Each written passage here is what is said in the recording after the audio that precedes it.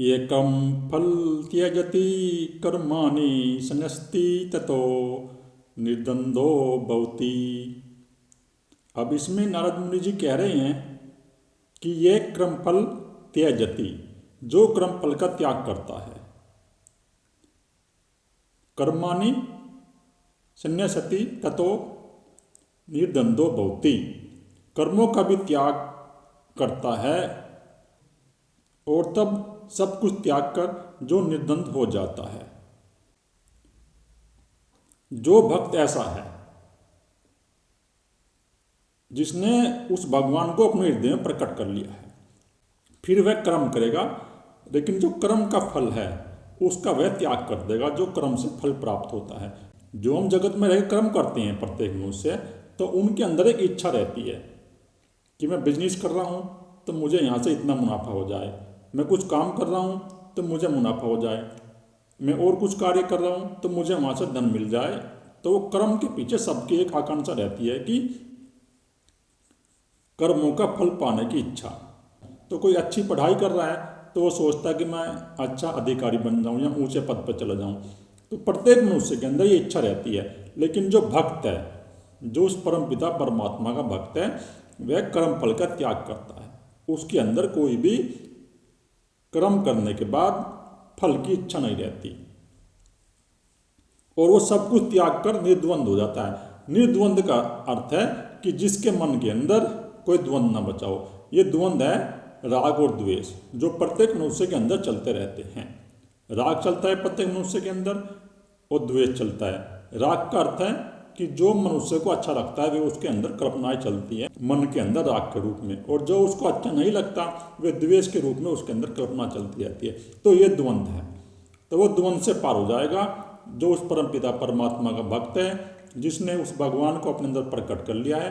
तो उसके अंदर वे द्वंद नहीं चलेगा और उसके अंदर ना कोई इच्छा बचेगी कि मैं कुछ कर्म कर रहा हूँ तो मुझे उससे कुछ फल मिल जाए। उसको जो परम पिता परमात्मा देगा वो स्वीकार कर लेगा और वही प्रेमी भक्त है। अगर भक्त ऐसा है जिसके अंदर कोई इच्छा नहीं है तो वो ही सच्चा भक्त है। बाकी जो भक्त ऐसा है जो भक्ति करते हैं और जिसके मन के अंदर इच्छा उत्पन्न है और वो मांगते रहते हैं भगवान से, तो उसको कह नारद जी कि वो भक्त नहीं है, वो फिर पाखंडी है, दुराचारी है, जो भगवान से इच्छा रखता है कुछ मांगने की। लेकिन जिसके अंदर कोई इच्छा नहीं है वो कर्म भी करेगा, तो कर्म करते वक्त उसके अंदर कोई इच्छा नहीं है, तो वही उस परम पिता परमात्मा का प्रेमी भक्त है और उसने ही अपने हृदय के अंदर उस भगवान को प्रकट कर लिया है। जो ऐसा भक्त है, जो भगवान को अपने अंदर प्रकट कर लेगा तो उसका त्याग स्वयं हो जाता है। वो स्वयं उसके अंदर परम पिता परमात्मा बैठता है और वो स्वयं ही कार्य करता है, जो ऐसा भक्त है। और जो संसारी मनुष्य है वो तो मांगता रहता है, बस प्रेम में डूबने की बात है। तो भक्ति एक सुगम साधन है। तुम अपने इष्ट के प्रति प्रेम में डूब जाओ, उसको समर्पण कर दो। और समर्पण के बिना भक्ति नहीं है। समर्पण लेके आओगे तुम तो तुम्हारे अंदर एक प्रेम और भक्ति पैदा हो जाएगी और तुम्हारे हृदय में वो परम पिता परमात्मा आ जाएगा। और जैसे ही तुम्हारे हृदय के अंदर वो परम पिता परमात्मा आएगा तो तुम्हें उस भक्ति का आनंद प्राप्त होगा और तुम्हें सुख प्राप्त होगा। फिर तुम कोई लाभ नहीं देखोगे, कोई हानि नहीं देखोगे, तो तुम उस भगवान की भक्ति में आनंदित रहोगे। और भगवान की भक्ति में वही आनंदित रहेगा जो अपने हृदय में उस भगवान को रख लेगा, जो मग्न हो जाएगा। उसके अंदर ये द्वंद्व जो है ना, ये खत्म हो जाएंगे। फिर ये द्वंद्व उसके अंदर चलेंगे नहीं, जो प्रत्येक मनुष्य को परेशान करते हैं। राग चलता है प्रत्येक मनुष्य के अंदर, तो उसकी फिर मन बुद्धि के अंदर ये द्वेष नहीं चलेंगे। वो तो अपनी मन बुद्धि उस परम पिता परमात्मा को समर्पित कर देगा और समर्पित करके अपने हृदय में बैठ के आनंद महसूस करेगा और हृदय के मंदिर में बैठेगा वो। और हृदय के मंदिर में बैठ के जो उसको कर्म लगेगा वो कर्म कर लेगा शरीर से। जो उसके मन से कर्म होंगे वो मन से कर्म हो जाएंगे और शरीर से कर्म हो जाएंगे, लेकिन वो एक अपने हृदय में रहेगा और आनंद महसूस करेगा। वो ही एक परम भक्त है, सच्चा भक्त है। और उसका द्वंद्व समाप्त हो जाता है, जो सच्चा भक्त है।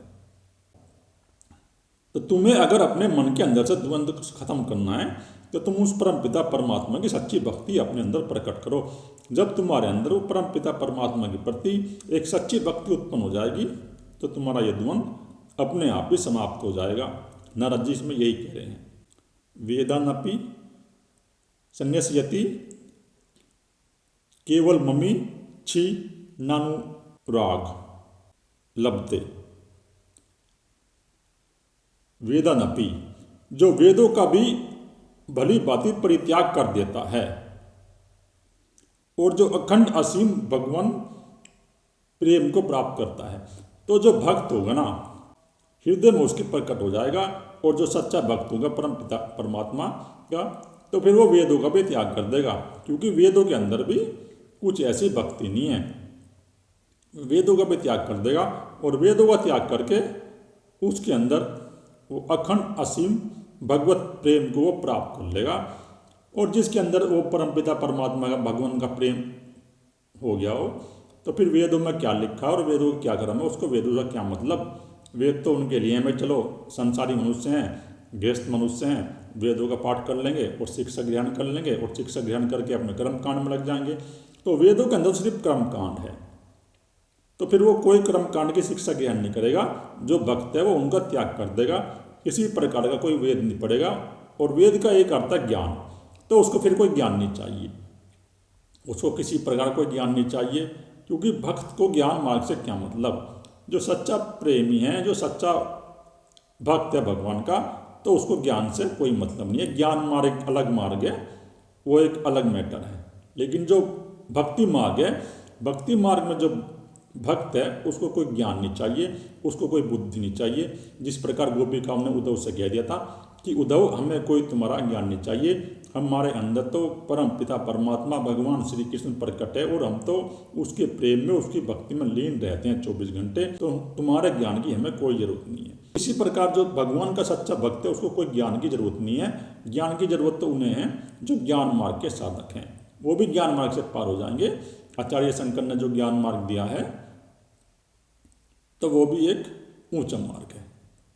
सबकी अपनी अपनी पूर्व जन्मों के संस्कारों के ऊपर निर्भर करता है कि किसी के कैसे पूर्व जन्म के संस्कार थे, कौन किस मार्ग पर चलता आ रहा है, तो फिर वो उसी मार्ग पे अच्छा चलेगा, उसी मार्ग को वो पकड़ेगा जो साधक होगा। सेतरती सेतरती से लोका स्तारती, वह तरता है, वह तरता है, वह लोगों को तार देता है और वही तरता है, वो पार हो जाता है। कौन पार होगा? जो भगवान का भक्त है, जो भगवान को अपने हृदय में प्रकट कर लेगा, जिसके अंदर प्रेम प्रकट हो जाएगा, समर्पण प्रकट हो जाएगा भगवान के प्रति, जिसके अंदर उस भगवान के अलावा और कुछ ना हो। जब वो भक्त हो जाता है, जिस प्रकार सूरदास जी थे वो भक्त थे और मीरा बाई थी वो भी भक्त थी, तो वही तरता है जो भक्त है उस भगवान का, जिसके अंदर वो परम पिता परमात्मा का स्वरूप प्रकट हो गया है, जिसके अंदर वही तरेगा, बाकी कोई और नहीं तरेगा। भक्त को सिर्फ भगवान चाहिए और भगवान को पुकारता रहता है सच्चे हृदय से और उस भगवान के प्रेम में वो मग्न रहता है। जितने भी भक्त हुए हैं भगवान श्री कृष्ण के या अन्य प्रेमी हुए हैं, तो उनके अंदर एक प्रेम की धारा बहती रहती है, उनके अंदर वो परमपिता परमात्मा के पद गूंजते रहते हैं। मीरा माई के अंदर से पद निकले, सूरदास के अंदर से पद निकले, वल्लभाचार्य जी भी भक्ति मार्ग से पार हुए। तो जो भक्ति मार्ग को चुनता है तो वो सुगम ही पार हो जाता है। भक्ति मार्ग में जो है ना, साधक का गिरने का डर नहीं है। जो और जितने मार्ग है, चाहे योग मार्ग हो चाहे ज्ञान मार्ग हो, उनमें संभावना रहती है साधक के पतन की। लेकिन सिर्फ एक भक्ति मार्ग ही ऐसा है जिसमें पतन की कोई संभावना नहीं है। सिर्फ समर्पण करना है और प्रेम उत्पन्न करना है अपने अंदर। जब तुम्हारे अंदर प्रेम उत्पन्न हो जाएगा और समर्पण उत्पन्न हो जाएगा और सच्ची श्रद्धा उत्पन्न हो जाएगी, तो आप स्वयं ही भक्ति मार्ग पे आगे बढ़ जाओगे और भक्ति मार्ग से तुम पार हो जाओगे। इसलिए नारद जी कह रहे हैं कि ये भक्ति सभी के लिए है, कोई भी इस भक्ति का लाभ उठाए वो पार हो सकता है। चाहे कोई स्त्री हो, चाहे कोई पुरुष हो, चाहे कोई किन्नर हो, चाहे कोई किसी भी लिंग का व्यक्ति हो, वो पार हो सकता है। और किसी भी वर्ण का व्यक्ति हो, चाहे कोई व्यापार करता हो, चाहे कोई बड़ा काम करता हो, चाहे कोई छोटा काम करता हो, कोई भी इस भक्ति मार्ग से पार हो सकता है। भक्ति मार्ग वाले को बुद्धि की जरूरत नहीं है। बुद्धि की जरूरत उसको पड़ेगी, विवेक की जरूरत उससे पड़ेगी जो ज्ञान मार्ग का साधक है, जो योग मार्ग का साधक है। बाकी भक्ति कर लो उस परमपिता परमात्मा की, उस स्वरूप को प्रकट कर लो जिस प्रकार गोपिकाओं ने भगवान श्री कृष्ण को अपने अंदर प्रकट कर लिया था। और भगवान श्री कृष्ण को गोपिकाओं ने प्रकट कर लिया तो गोपिकाओं का मोक्ष हो गया। तो ये सुगम साधन है भक्ति मोक्ष प्राप्त करने का। तो इसलिए तुम भक्त बन जाओ। अगर तुम कुछ नहीं कर रहे तो तुम उस भगवान के भक्त बन जाओ, लेकिन एक सच्चा समर्पण लेके आओ अपने अंदर, सच्चा प्रेम लेके आओ, सच्ची श्रद्धा लेके आओ, जब भी काम चलेगा। झूठी भक्ति से काम नहीं चलेगा, झूठे समर्पण से काम नहीं चलेगा। ये जो तुम बोलते रहते हो भाई भगवान के पास तुम गए, लड्डू गोपाल के पास तुमने भोग लगाया और खाना पूर्ति कर दी, तो इस खाना पूर्ति से काम नहीं चलेगा। तुम्हें वो भगवान श्री कृष्ण का मूर्ति का चित्र अपने अंदर प्रकट करना पड़ेगा, जिस प्रकार मीरा ने भगवान श्री कृष्ण की मूर्ति का चित्र अपने अंदर प्रकट कर लिया था। और जैसे ही तुम्हारे अंदर वो चित्र प्रकट होगा, तुम्हारा ध्यान उस पर लग जाएगा, तो तुम भक्त बन जाओगे, तुम्हारा प्राण हृदय चक्र में आ जाएगा और तुम्हारे अंदर भी वो प्रेम की धारा बह जाएगी, वो रस की धारा आपके अंदर ही बह जाएगी। और जैसे ही तुम्हारे अंदर प्रेम की धारा बहेगी तो तुम द्वंद से पार हो जाओगे। और जो द्वंद से पार हो गया तो समझो मोक्ष के समीप पहुंच गया। ये द्वंद ही है जो मनुष्य को इस संसार में फंसाए रखता है। प्रत्येक मनुष्य के अंदर ये द्वंद उठता रहता है, राग और द्वेष। तो नारद जी का कहने का अर्थ है कि जो भक्ति कर लेगा उस परम पिता परमात्मा की, वो द्वंद से पार हो जाएगा और वो शीघ्र ही मोक्ष को प्राप्त कर लेगा। इसमें कोई किसी प्रकार की भी शंका नहीं है। तो सबसे सुगम साधन है भक्ति। तो किसी भी इष्ट को ले लो, चाहे भगवान राम को ले लो, चाहे हनुमान जी को ले लो, चाहे श्री कृष्ण को ले लो, और जितने भी, चाहे कोई देवी माँ को ले लो, लेकिन सच्ची भक्ति करो, उस परम पिता परमात्मा की सच्ची भक्ति करो, उसकी पूजा करो, उसको समर्पण कर दो पूर्ण रूप से। जब तुम पूर्ण रूप से समर्पण कर दोगे ना अपने इष्ट को, तो कोई बात नहीं है, तुम्हारे अंदर भी वो स्वरूप प्रकट हो जाएगा और तुम जल्दी से जल्दी उस परम पिता परमात्मा के समीप पहुंचोगे। इससे सुगम साधन कोई नहीं है। कलयुग में अगर सुगम साधन है मोक्ष प्राप्त करने का तो वो भक्ति है। चाहे तुम राधे राधे की भक्ति करो, चाहे कृष्ण की भक्ति करो, लेकिन भक्ति सच्ची होनी चाहिए, समर्पण सच्चा होना चाहिए, प्रेम अंदर प्रकट होना चाहिए। अगर तुम्हारे अंदर प्रेम प्रकट नहीं है, समर्पण प्रकट नहीं है, तो फिर वो भक्ति नहीं है, बस प्रेम की बात है अंदर प्रकट करने की। अनिर्वचनीय प्रेम स्वरूपम।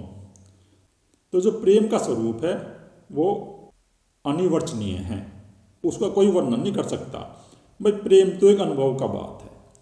प्रेम का जिसको अनुभव होगा, जिसके अंदर वो भगवान प्रकट होगा, जिसके अंदर वो परम पिता परमात्मा होगा, तो वो तो एक अनुभव का मैटर, उसको कोई बता नहीं सकता। जिस प्रकार गोपिकाओं के अंदर प्रेम प्रकट हो गया था, तो बता थोड़ी सकती हैं किसी को, उसका स्वाद थोड़ी दे सकती हैं किसी को, वो तो अपने अंदर एक समर्पण की बात है, उसका कोई वर्णन नहीं कर सकता।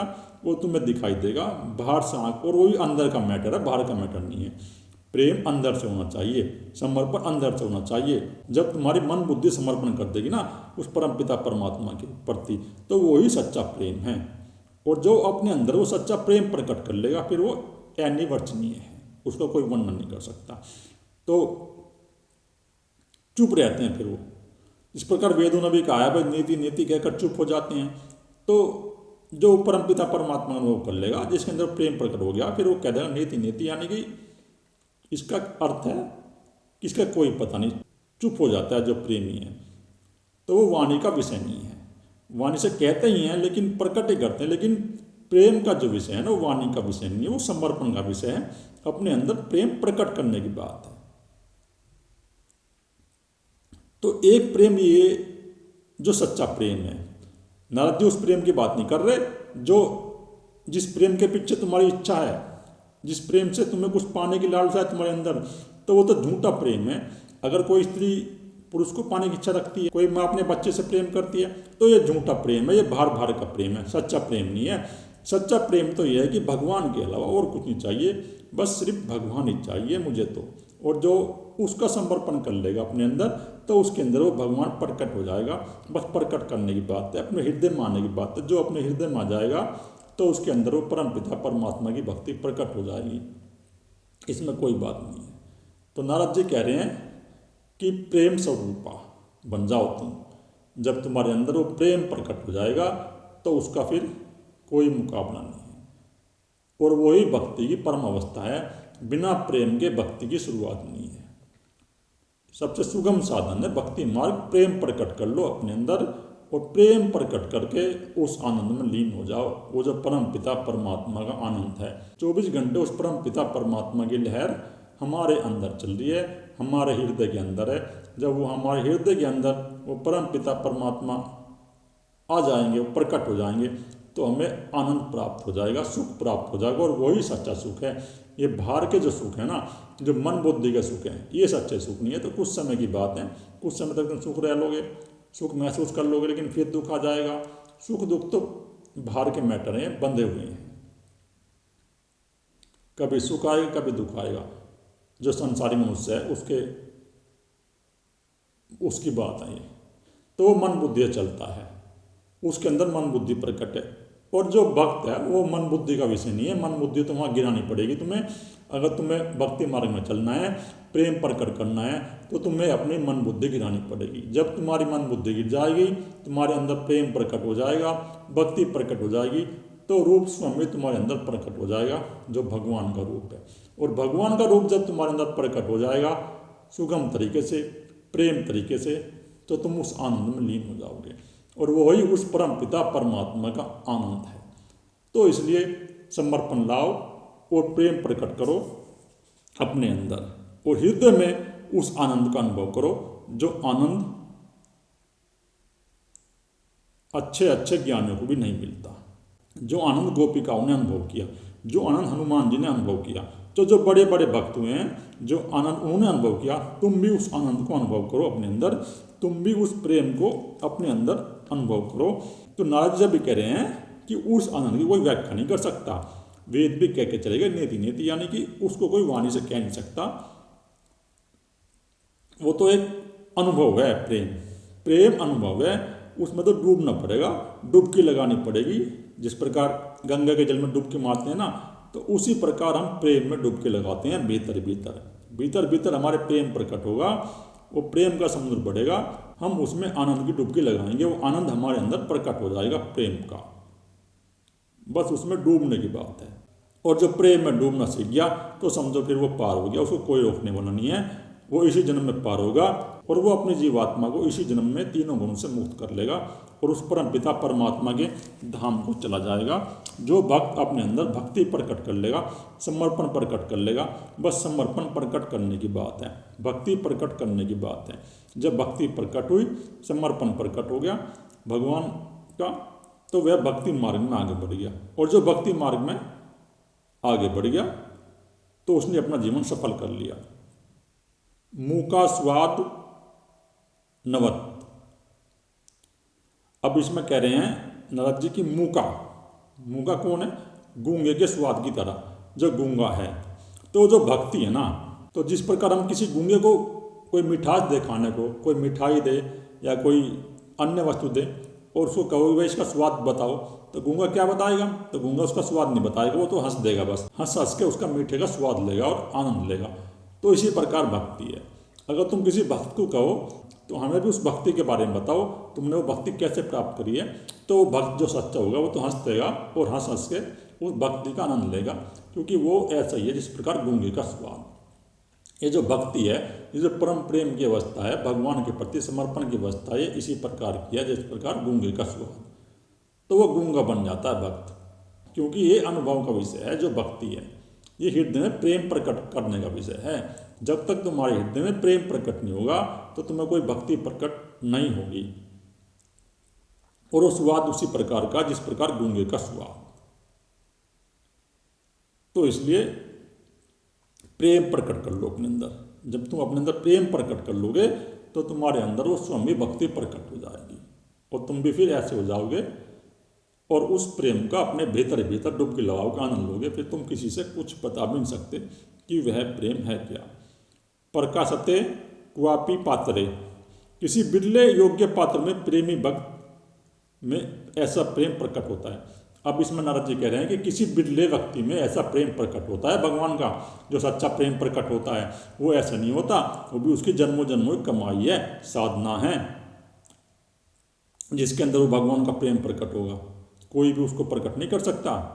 कोई बिरला ही व्यक्ति है, कोई लाखों में एक व्यक्ति होगा, करोड़ों में कोई एक व्यक्ति होगा जो उस भगवान के प्रेम को अपने अंदर प्रकट करेगा और प्रकट करके उस भगवान में लीन हो जाएगा। और उस अपने हृदय खोल के जब वो अपने हृदय में प्रेम प्रकट कर लेगा, आनंद प्रकट कर लेगा, तो वो मुक्त हो जाएगा। और कोई बिरले ही भक्त ऐसे हैं जिन्होंने, क्योंकि बहुत कम भक्तों का नाम आता है जो समाज में आता है, तो सच्चे जो भक्त हैं, जो भक्ति मार्ग से मुक्त हुए हैं, वो बहुत कम भक्त हैं। बाकी ऐसे तो बहुत भक्त मिल जाएंगे तुम्हें जो बाहर से दिखा रहे हैं, पाखंड कर रहे हैं कि हम भी भगवान श्री कृष्ण के भक्त हैं, कोई कथा कर रहा है, कोई कुछ कर रहा है, तो वे सब पाखंडी हैं। सच्चा प्रेमी तो वही है, उसको कुछ नहीं चाहिए, उसको सिर्फ भगवान का प्रेम चाहिए। वो तो उसका आनंद प्रेम का अपने हृदय में प्रकट करेगा और डूबेगा और मौन हो जाएगा। जो सच्चा भक्त है वो मौन हो जाता है अपने प्रेम के आनंद में। वो कोई ऐसा कोई लोगों को मार्ग देता नहीं फिरता। जो सच्चा परमपिता परमात्मा का भक्त है उसके पास कोई जाएगा, ठीक है, और उसकी वाइब्रेशन में वो उसका प्रेम का अनुभव कर सकता है, बस जो सच्चा भक्त है। तो भक्ति तुम्हें अपने अंदर प्रकट करो। नारद जी कहने का अर्थ यही है कि अपने मनुष्य जन्म को सफल बनाओ, और जब तुम्हारे अंदर वो सच्ची भक्ति प्रकट हो जाएगी, वो सच्चा समर्पण प्रकट हो जाएगा, तो तुम भी इस भक्ति मार्ग में आगे बढ़ जाओगे। इसमें कोई बड़ी बात नहीं है, बस प्रेम प्रकट करने की बात है अपने अंदर। जैसे ही तुम्हारे अंदर प्रेम प्रकट हुआ, सच्चा समर्पण प्रकट होगा, तो तुम भी ऐसे हो जाओगे फिर जिस प्रकार गूंगा गुड़ खा के कहता है भाई, या मीठा खा कहता है कि मुझे पता नहीं क्या स्वाद है। अपने प्रेम का आनंद अपने हृदय में लेता रहता है और मगन रहता है। और ये भक्ति तुम्हें जब मिलेगी जब तुम प्रयास करोगे। थोड़ा भक्ति मार्ग में भी थोड़ा प्रयास तो करना ही पड़ेगा। शुरुआत करो, पहले कीर्तन करो उस प्रभु के नाम का, फिर कीर्तन से धीरे धीरे वो भक्ति प्रकट करो अपने अंदर। जब कीर्तन से तुम्हारे अंदर वो धीरे धीरे भक्ति प्रकट होगी, तो आपको भी उस परमपिता परमात्मा का स्वाद लग जाएगा, और वो परमपिता परमात्मा की मस्ती आपको भी लग जाएगी। बस प्रेम प्रकट करो और समर्पण प्रकट करो और उस भगवान की भक्ति करो। जो उस भगवान की भक्ति करेगा तो कलयुग में वो पार हो जाएगा। सबसे सुगम और सबसे जल्दी साधन है भक्ति मार्ग का मोक्ष प्राप्त करने का। अगर तुम्हें इसी जन्म में मोक्ष प्राप्त करना है तो भक्ति अपने अंदर प्रकट कर लो। बस एक समर्पण ले आओ, श्रद्धा ले आओ, और तुम पार हो जाओगे। कोई ज़रूरत नहीं है तुम्हें ज्ञान मार्ग में चलने की, कोई ज़रूरत नहीं है तुम्हें योग मार्ग में चलने की, ना कोई समाधि लगाने की, ना कोई ध्यान करने की। बस प्रेम ले आओ अपने हृदय में, समर्पण ले आओ अपने हृदय में, और श्रद्धा ले आओ। जो प्रेम और समर्पण अपने हृदय में ले आएगा भगवान के प्रति, वो इसी जन्म में मुक्त हो जाएगा। और इसका मतलब ये भी नहीं है कि तुम्हें कहीं छोड़ कर जाना है। अपने घर में बैठो और घर में ही साधना शुरू करो, उस परम पिता परमात्मा की भक्ति करो। गृहस्थ में रहो और गृहस्थ में रह के उस परम पिता परमात्मा की भक्ति करो। अपने गृहस्थ जीवन भी व्यतीत करो, उस परम पिता परमात्मा की भक्ति भी करो। और जब आप सच्चे हृदय से भक्ति करोगे तो तुम इसी जन्म में पार हो जाओगे। गृहस्थ में रहते रहते भी तुम मुक्त हो जाओगे। बस सच्ची भक्ति करने की बात है, प्रेम प्रकट करने की बात है, समर्पण करने की बात है। कहीं तुम्हें जाने की जरूरत नहीं है, ना किसी आश्रम में, ना किसी साधु संत के पास।